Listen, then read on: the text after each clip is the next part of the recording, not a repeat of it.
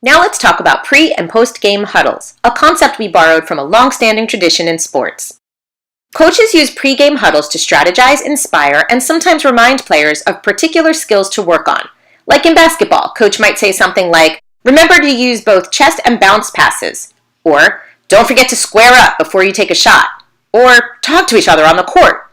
It usually ends with hands in for a team chant, something that represents teamwork and sportsmanship and inspires players to give 100% effort.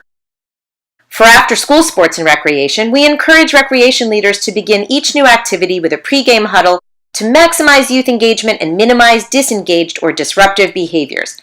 Let's take a closer look. Our pre-game huddle has 4 parts, but don't worry, altogether it takes only about 3 to 5 minutes. And it's the perfect opportunity to model those effective communication skills for youth.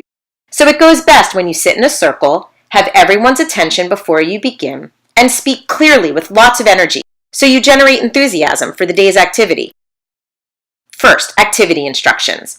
Especially for new activities, we recommend you make sure one of your co-facilitators is well acquainted with the sport or game you intend to play with your kids. Be prepared to describe it with clear and simple instructions, the goal, the rules, what happens if you violate a rule, and so forth. Demonstrate the game. For example, if you've prepared an obstacle course or relay race, show the kids what it should look like. Then, ask for a volunteer to repeat the instructions in their own words, and another volunteer to demonstrate one more time. This usually reveals which part of your instructions may have been unclear, and helps to avoid rule violations and associated frustrations early in the game. Check for understanding from the whole group by inviting questions. Of course, once your kids are well familiar with a particular game, this step may be abbreviated. A simple set of reminders or one quick demonstration may be all that's necessary. Next, standing rules. We introduced in a prior video on maximizing engagement a set of rules we recommend. You can see them listed here. It's important to operationalize or define these rules for each new space, setting, or game.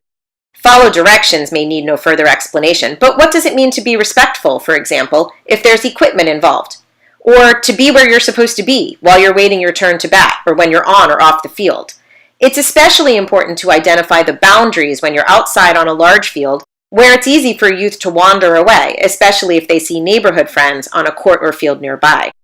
Try to elicit the rules, definitions, and examples from the kids in a quick 30-second review.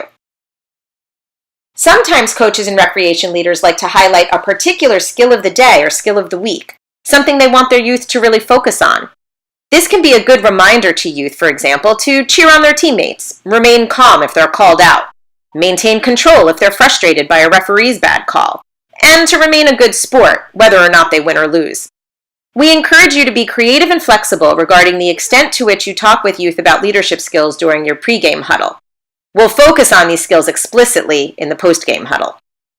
Finally, the pre-game huddle also provides an opportunity to remind youth how you'll be making sure they participate and follow the rules so everyone plays safe and has fun.